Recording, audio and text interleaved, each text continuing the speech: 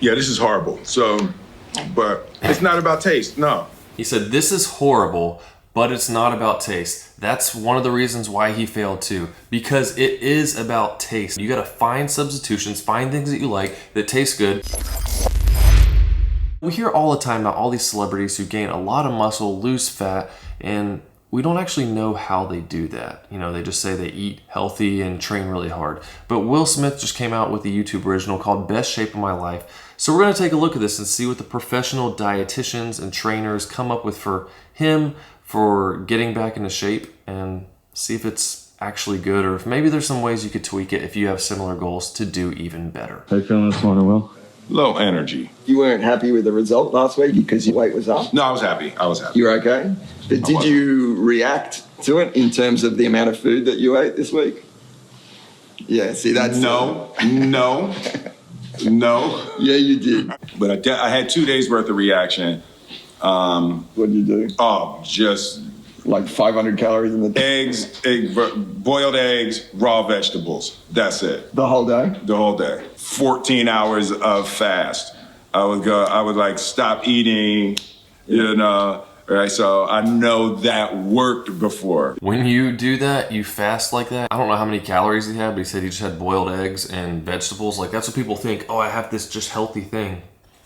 I mean, that's a good choice. You could eat a ton of boiled eggs, or if you get egg whites, even more, and lots of vegetables, and fill yourself up for fewer calories. But it's hard mentally when you start getting into that, and then you feel hungry a lot. Then he's getting into these workouts and just feeling dead and can't push himself hard because of that. What do you mean when you say fasting worked before?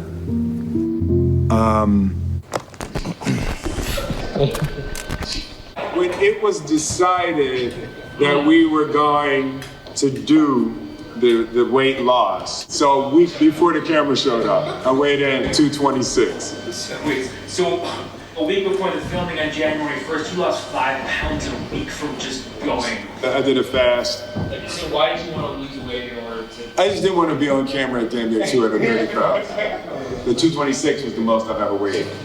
Okay, so there you go. He lost 4 pounds already the week prior, because just like everyone else, he was insecure about what his weight was. And 4 pounds in a week, that's 2,000 calorie deficit a day. You will feel terrible doing that. And then he was fasting, so I'm guessing he fasted and had those boiled eggs and vegetables and lost 4 pounds that week. And what happens is you're gonna lose a lot of water. You're gonna get depleted of all your carbs when you do that. You're gonna lose a lot of water. And then you compound that with, now he's working out, he's eating, so his body, during that first week that they're filming the show, he's taking in the creatine, so he's getting even more water in his system, and he's getting probably more carbs and stuff back in because they're setting up his diet for him. So now his body is like, oh, I've got energy again, and I have this extra water in my muscles, so his weight went up some.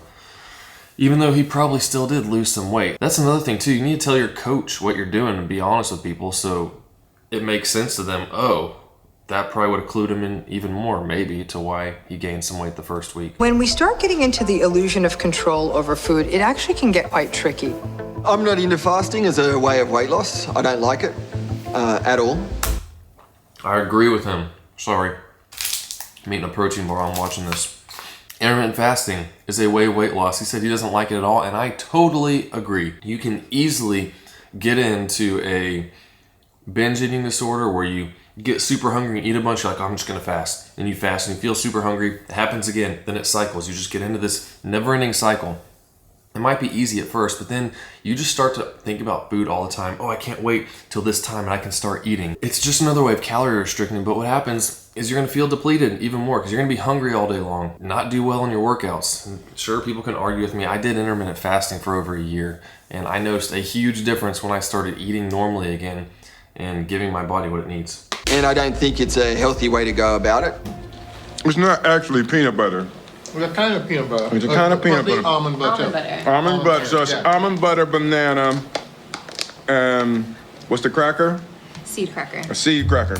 So he's eating banana and almond butter. I mean, any kind of butters, peanut butter, almond butter, all that kind of stuff has a lot of calories. Bananas, there's nothing wrong with bananas, but fruit, a banana for an option has a lot of calories compared to, you can have a ton of blueberries and Greek yogurt, low-fat Greek yogurt.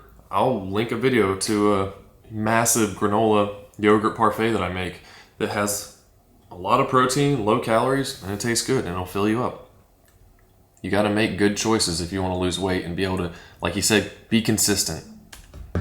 We brought in Mona. She's a nutritionist, and also with Will's doctor, we're going to try to set up a sustainable diet that's going to be healthy, and he's going to have all the energy that he needs. So this is guacamole seed crackers sprouts. He's having guacamole, high fat, which is high calorie. In case you didn't know, fat has 9 calories per gram. Carbs and protein have 4 calories per gram. So lower fat diet, you don't want to have no fat, but lower fat diet, you can eat more volume of food. We had to focus on this idea of nourishment. How's it going to feel to nourish your body with the right foods? So we're trying to find pre-workout options for you. So when we look down at his plate, we want to make sure that there is 60 to 70% of high quality plant-based foods. We also want to make sure that there is a high quality protein and good quality fat. Second sip got better, third sip. Okay, once again, quality, yeah, it's more healthy, but you can eat pizza you could eat only pizza every single day and lose weight. Yeah, it's not healthy, but you can do it. And like with the whole running every single morning, this whole workout thing, he could have easily eaten the amount of calories he needs to maintain his weight and then go for an hour walk in the morning. And that's at his weight, like around 3 miles he could probably do easily in an hour walking, and then that burns around 300, 350 calories for him. And then he could do that in the morning, you know, taking a break after writing his book for a while, and then go out for another walk at night and do that with his family. And boom, that's like 600-700 calories right there. That's all you need to lose a pound a week, and you're not going to feel terrible. But they're just going crazy, all in, way too much. Yeah, this is horrible. So, but it's not about taste, no. Scotty just finished it. You hear that right there? He said, this is horrible, but it's not about taste. That's one of the reasons why he failed too, because it is about taste. You're gonna crave stuff, you're gonna eat that stuff, and then it's gonna mess up your diet, or you're just gonna hate what you're eating, and it makes you even more in a bad mood. You gotta find substitutions, find things that you like, that taste good, and I have lots of videos on recipes and stuff that taste good that you can substitute out for other things you like, pizza, French toast, all kinds of stuff. So just check out my other videos. It's not about taste. It's not about Follow your regimen, you do your exercise training, and you're obviously going to be expending more energy exercising, right? How do we make sure that you are replenishing, you know, in terms of your nutrition to lose the weight and get to where you want to be? Yeah, actually today we put a monitoring system on him, so it'll measure exactly how many calories that he's burning on a daily basis. Trackers, Fitbits, Apple Watches, all that stuff, not accurate. Yeah, it'll give you a ballpark, but if you go just based on that, it's not going to tell you how many calories you need.